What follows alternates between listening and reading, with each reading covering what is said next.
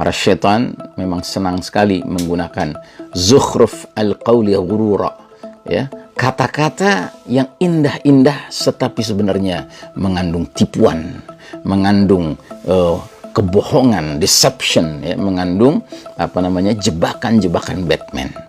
Nah, jadi saudaraku rahimakumullah, demikian juga jika akal bulus diterapkan pada penghalalan khamr, tentunya mereka akan menjawab, siapa bilang kami menghalalkan khamr? Ketahuilah khamr itu haram bagi kami. Adapun yang kami minum ini bukan khamr, tetapi hanyalah minuman penambah semangat atau sari buah.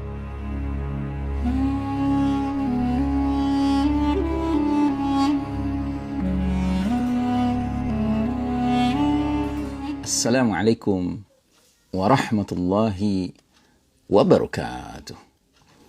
Alhamdulillah rabbil alamin, wassalatu wassalamu ala ashrafil anbiya'i wal mursalin, sayyidina Muhammadin wa ala alihi wa ashabihi ajma'in. Faqala Allah ta'ala fi kitabihil karim ba'da a'udzu billahi minasyaitonir rajim, ya ayyuhalladzina amanu taqullaha haqqa tuqatih ولا تموتن إلا وأنتم مسلمون. وقال تعالى في آية أخرى وإذا قرأت القرآن جعلنا بينك وبين الذين لا يؤمنون بالآخرة حجابا مستورا. أما بعد.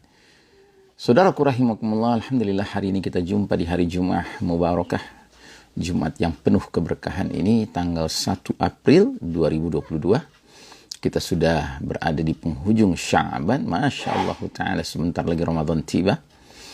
Dan hari ini kita akan mengangkat hadis mengenai alamatus sa'ah, salah satu tanda akhir zaman yang belakangan ini tampaknya benar-benar telah menjadi realitas di sekeliling kita.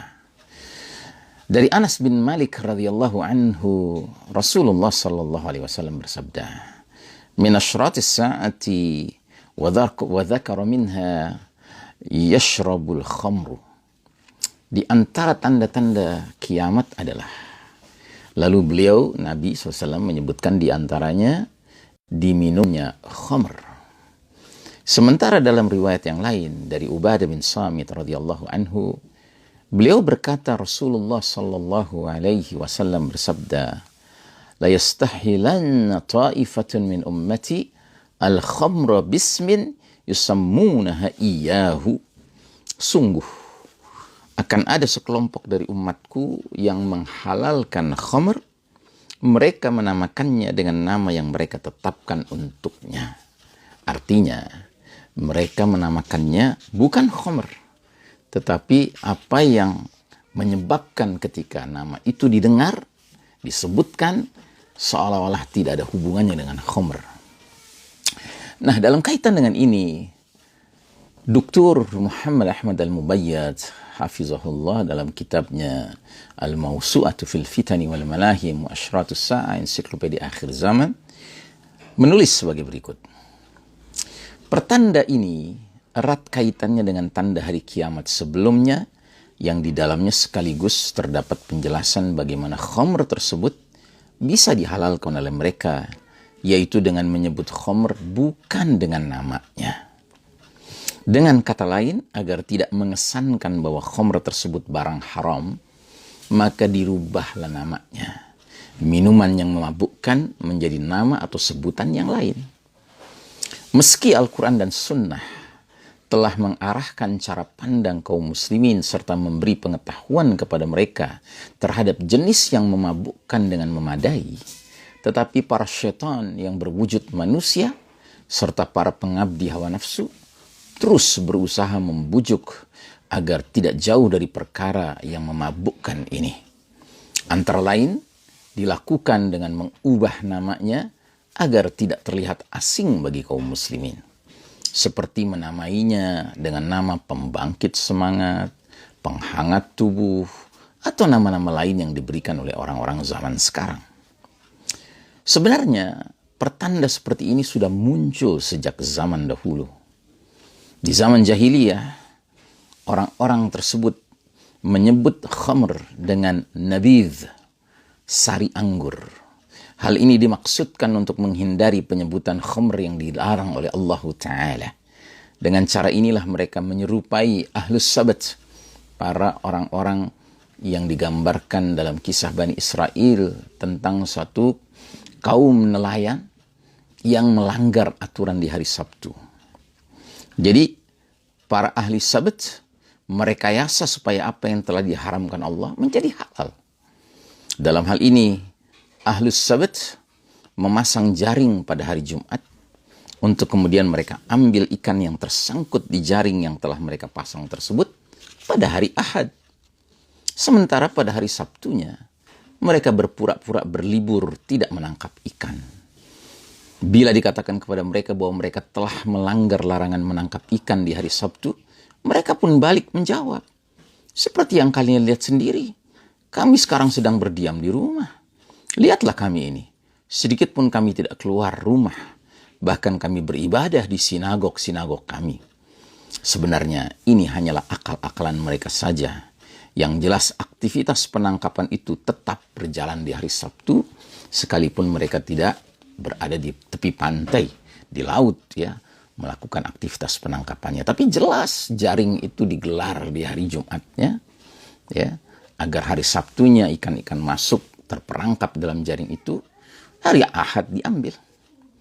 Artinya mereka merekayasa ya aturan tersebut. Sama ini pun demikian. Dan hampir banyak sekali hari ini kita jumpai larangan-larangan dalam syariat, perkara-perkara yang haram tetap dilaksanakan dengan penyebutan-penyebutan yang seolah-olah indah. Contoh misalnya, kata riba. Orang sudah tahu riba itu haram. Dan ancamannya sangat serius. Fa'zanu biharbim minallahi wa rasulih. Allah dan Rasulnya mengumumkan perang kepada siapapun yang masih saja memakan riba, masih doyan dengan riba. Karenanya digunakanlah istilah lain. Seperti dalam bahasa Indonesia digunakan istilah bunga. Dalam bahasa Inggris digunakan istilah interest, kepentingan. Ya. Dalam bahasa Arab disebutnya faedah. Faedah, bermanfaat. Jadi saudaraku rahimakumullah, ini lagu lama ya. Para syaitan memang senang sekali menggunakan zukhruf al-qawli ghurura. Ya, kata-kata yang indah-indah tetapi sebenarnya mengandung tipuan, mengandung kebohongan, deception, ya, mengandung jebakan-jebakan Batman. Nah, jadi saudaraku rahimakumullah, demikian juga jika akal bulus diterapkan pada penghalalan khamr, tentunya mereka akan menjawab, siapa bilang kami menghalalkan khamr? Ketahuilah khamr itu haram bagi kami. Adapun yang kami minum ini bukan khamr, tetapi hanyalah minuman penambah semangat atau sari buah. Ya. Baik ahlus sabat dan mereka yang punya akal bulus ini sama sekali tidak faham bahwa dalam syariat Islam yang dijadikan landasan adalah nilai substansi dan makna yang terkandung dalam suatu perkara, bukan pada penyebutannya atau bentuk konkretnya semata. Perubahan nama sama sekali tidak berpengaruh pada hukum agama. Pemberian nama atau pengubahan sebutan terhadap segala zat memabukkan dan menghilangkan kesadaran akal, apapun namanya, tetap tidak berpengaruh terhadap hakikat zat tersebut dan hukumnya. Saudaraku rahimakumullah, semoga Allah Ta'ala melindungi kita dari segala tipu daya syaitan, baik syaitan dari kalangan jin maupun dari kalangan manusia, yang hari ini semakin canggih di dalam melakukan deception, upaya-upaya tipu daya mereka. Sesuatu yang haram diberikan nama-nama yang seolah-olah indah. Ya. Nah, jadi saudaraku rahimakumullah, sampai kita jumpa kembali dalam bahasan-bahasan berikutnya. Wassallallahu ala nabiyyina Muhammadin wa ala alihi wa ashabihi ajma'in. Wassalamualaikum warahmatullahi wabarakatuh.